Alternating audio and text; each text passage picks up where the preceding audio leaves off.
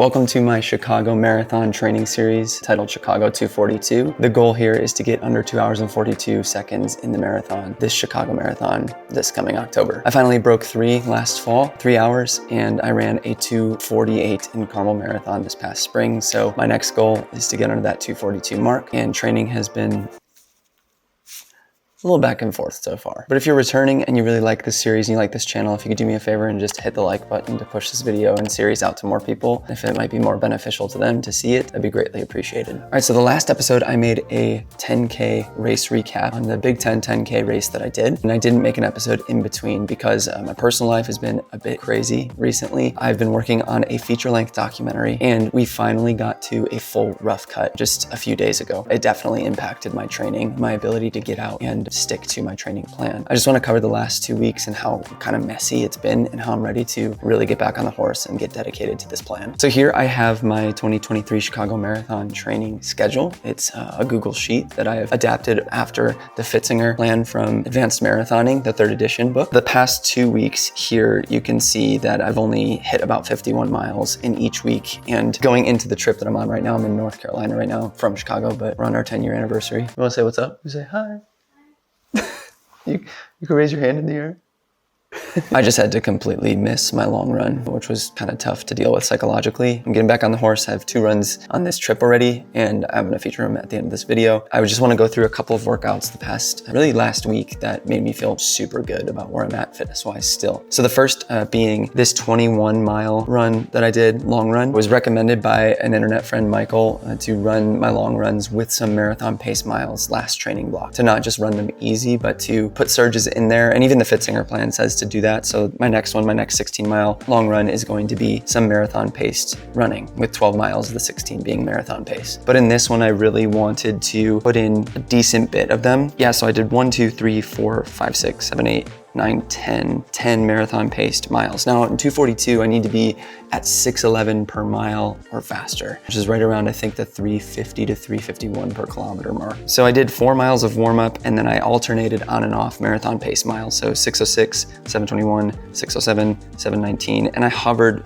really between 6 flat to 610 on most of these marathon pace miles. I surprised myself in the second half. I wanted to do 3 sets of 2 marathon pace miles back to back. So I did 601 and 602, and then 601, 558 on 16 and 17. And then I really started feeling it on 19 and 20, rightfully so, but still ran those in 609 and 606. Really surprised myself in this run. I felt like I really set myself up for success because I hydrated super well. I brought a water bottle and Element hydration mix out to my driveway as I did 4-mile loops. In 2019, I tried Morton gels and immediately regretted it. And I just wanted to try them again. Obviously, they're all the rage. I downed 3 Morton gels, just the 100 Morton gels on this long run, and it worked super well. So I think I'm gonna be going with that for more of my training and maybe mixing it with Spring Energy, the apple cinnamon pie, Spring Energy that I've been sticking with. Super encouraged by that workout. It was incredible. I was just buzzing after that, but obviously just didn't hit my mileage for the week, missed my next long run. Just a lot of easy running in the middle of the week to get some mileage back up. I missed my LT workout on that Friday, but ended up doing it on Saturday instead. That midday LT was brutal because it's middle of summer in the Midwest, and I think it was like 85 degrees and sunny that day, which is discouraging in one sense that, you know, that I'm not hitting the paces I want to on those workouts, but at the same time, I have to recognize that it's super hot and I don't run super well in the heat. And it's getting me really fit for a cool marathon in October, hopefully. Chicago can be hit or miss, but most of the time we're sitting in 40 to 50 degrees Fahrenheit. So that morning I paced my friend Ross for his sub-6 mile attempt, which I'm also going to feature here in just a second. But later that day, I ran the LT workout, and in it, I could only sustain 4 miles at LT before I needed to take 2 90-second walk breaks between the last 2 miles, but I still did those at the same paces. So anywhere from about 5:55 to 6:03 were each of those miles, which still might be a bit fast for my lactate threshold, but I think on a cool day, that's right around where I'm sitting. And LT being that pace that you could most likely sustain for an entire hour. And truth be told, when my half marathon comes around in September, the Hidden Gem half that I'm doing in September, I wanna be around those paces. I wanna be around 5:55 per mile to try to get under an hour and 18 for my half marathon goal. But anyway, those are 2 workouts that I was really excited about, that I felt extended my fitness outside of not hitting my mileage each week. But I wanted to feature this fun little video that I took with Ross and pacing him in sub-6. And go. little bit quick, but pretty on now.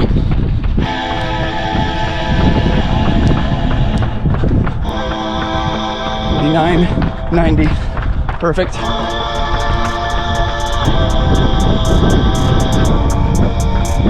Right here, just zone in right here.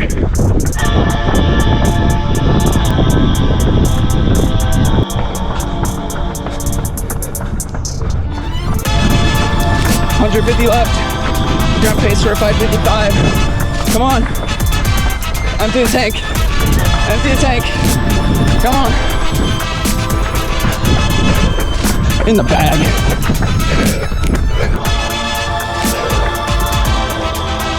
Woo!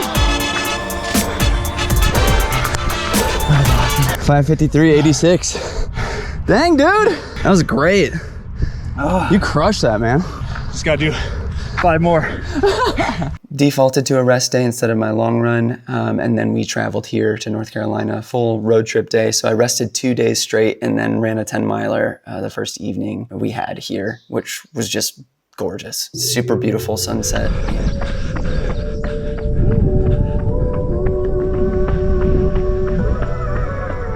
Driving this felt a lot flatter. It's not. This is all ridiculous downhill. And the uphill was brutal.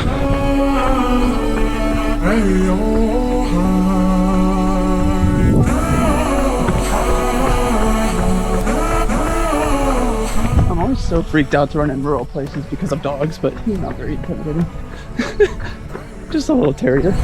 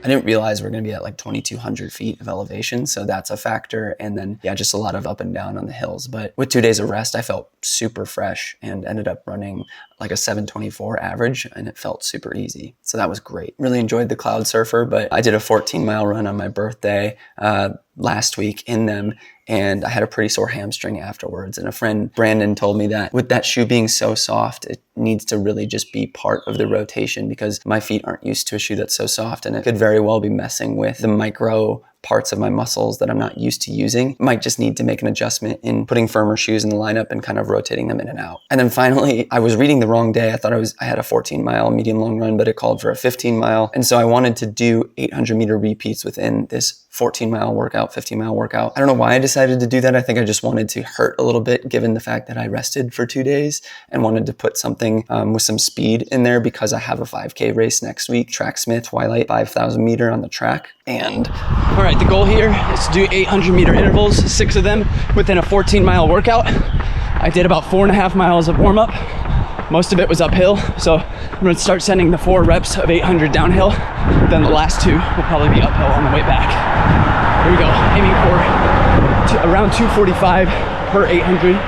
And you know, I'm at higher elevation and it's not flat, so we'll see how this goes. But I want a good solid workout within a medium long run. Let's get this. Also doing 90-second jog rests in between them, just so that's clear. Okay, here we go for the first rep. Let's send it.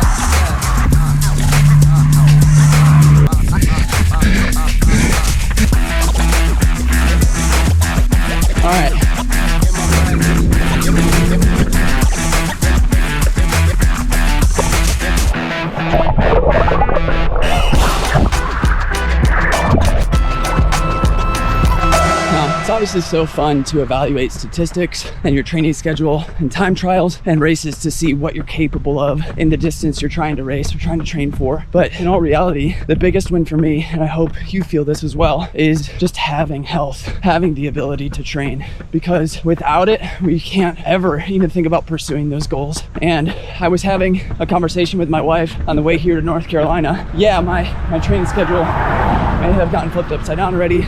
I may not be hitting all the miles I want. I'm still able to get around that 45 to 55 miles a week in this first half because of how busy my life is, finishing our documentary, which is now fully rough cut, just a huge burden lifted. I'm now able to really focus in on training and have an appreciation for the health that I do have, and that I am able to pursue these goals and be in the pain cave and make training hard and just enjoy that process. Not take it for granted, not cut workouts short because they're tiring, because they're hard, but to lean into that pain and enjoy it because it's a privilege. I was just thinking about that with races and how much fuel that can be inside a marathon race. What would it look like if you embraced that pain in the middle of the race and saw it as a privilege and saw it as a beautiful thing, that you get to endure that pain, that you get to be in that pain cave, that you don't have to sit on the sidelines. It's a beautiful thing, and one that I'm gonna be embracing when Chicago comes around.